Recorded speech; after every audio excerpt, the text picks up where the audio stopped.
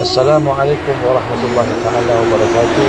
Wahai saudaraku, mari subscribe, like, comment, and share channel kami. Insya Allah menjadi amal jariah buat antum sekalian.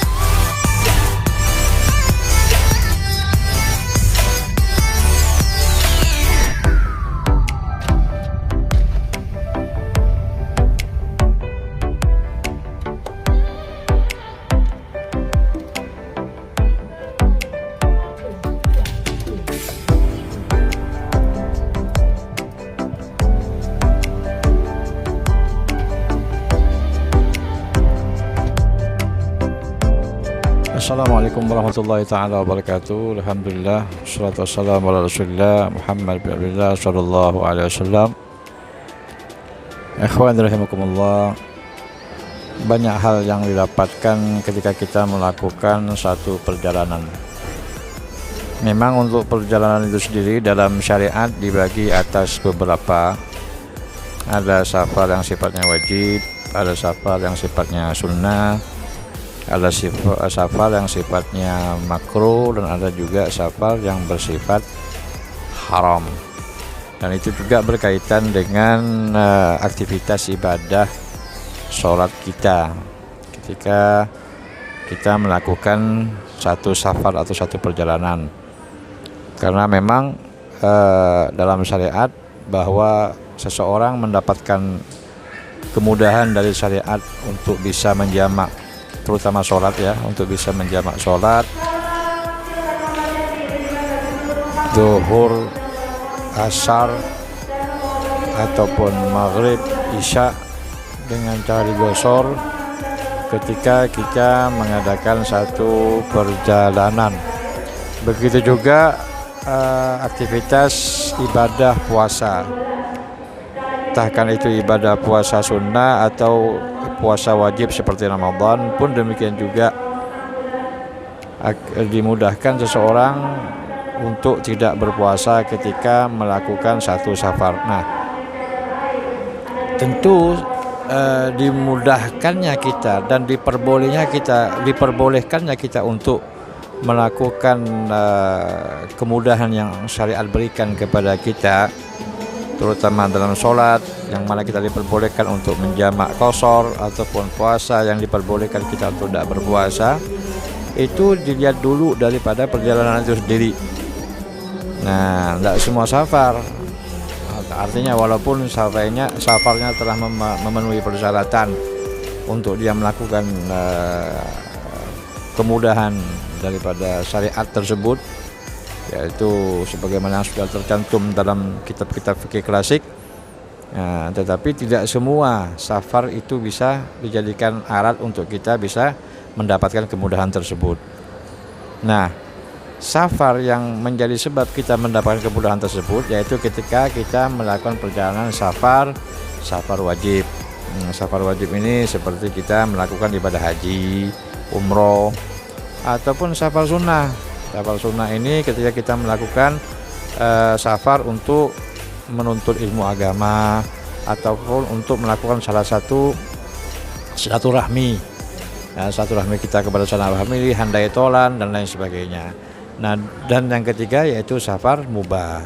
Nah, 3 safar ini diperbolehkan kita untuk melakukan hal yang syariat berikan kepada kita untuk melakukan kemudahan daripada ibadah tersebut.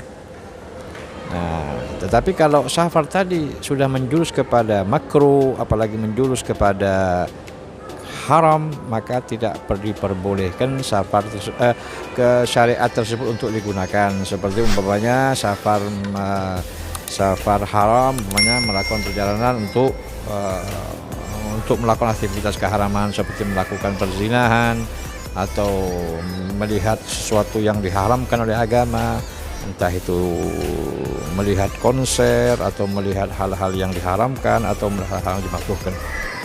Itu tidak diperbolehkan kita untuk melakukan aktivitas daripada syariat yang dimudahkan tersebut.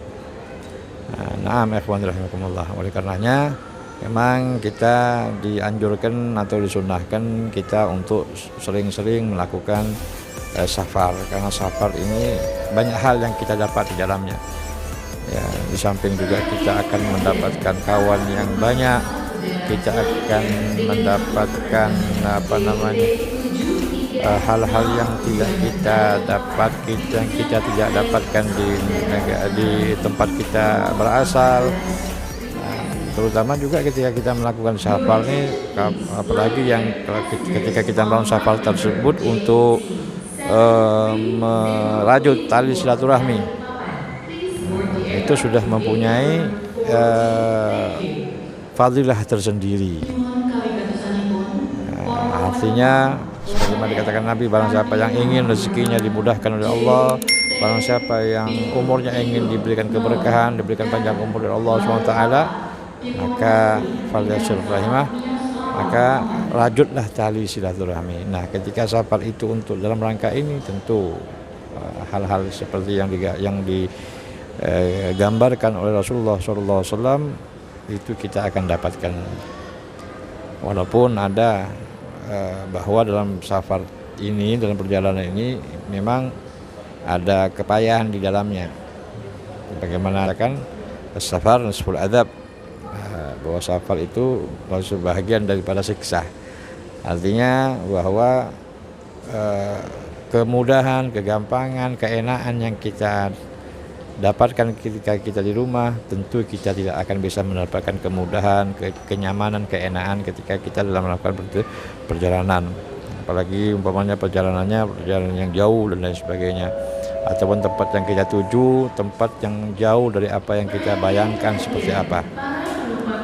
Ikhwan rahimakumullah, saya sudah hampir 1 bulan di Surabaya, di Madura, melakukan safar silaturahmi kepada masyayikh dan juga dalam rangka untuk menyebarkan ilmu. Sekarang hari ini tepatnya tanggal 4 Syawal, saya kembali lagi ke Pontianak.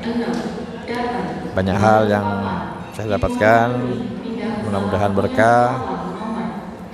Dan sekarang saya masih di Juanda di ruang tunggu. Insyaallah sebentar lagi saya akan mengudara. Terus sebentar lagi kita akan berangkat menuju ke kota Pontianak. Demikian ikhwan rahimakumullah, doakan saya salafiat. Saya juga akan mendoakan antum sekalian, para subscriberku, para penonton setiaku. Insyaallah Anda semua terus dimudahkan oleh Allah Ta'ala, diberikan keberkahan oleh Allah, dipanjangkan umurnya oleh Allah, dimudahkan urusankan oleh Allah SWT. Nah, dukung terus channel kami. Ketemu lagi. Assalamualaikum warahmatullahi ta'ala wabarakatuh.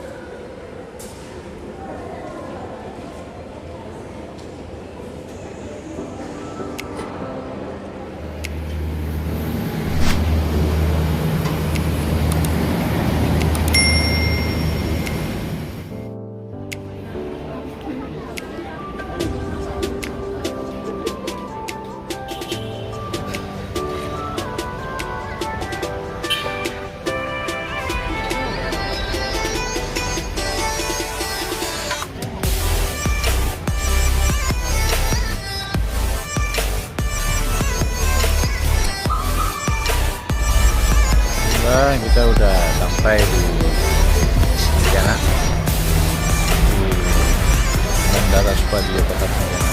Selamat, alhamdulillah. Cuma sempat tadi waktu memasuki area Pontianak sempat berputar-putar selama kurang lebih 20 menit karena transportasi pesawat turun naiknya itu agak padat tadi. Jadi keliling-keliling lagi sebentar. Ikhwan rahimakumullah, sekarang saya lagi menunggu jemputan. Assalamualaikum.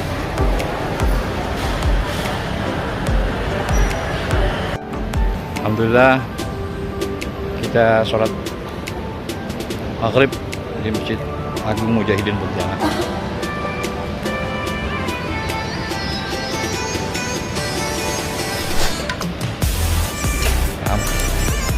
Masjid yang paling besar.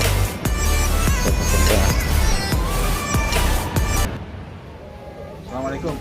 Alhamdulillah, tadi setelah dari bandara sholat maghrib tadi dari Masjid Mujahidin, keliling-keliling kota, semua restoran pada penuh. Akhirnya alhamdulillah kita didapat restoran yang agak lumayan sepi, penyet namanya, di dekat Aromanis.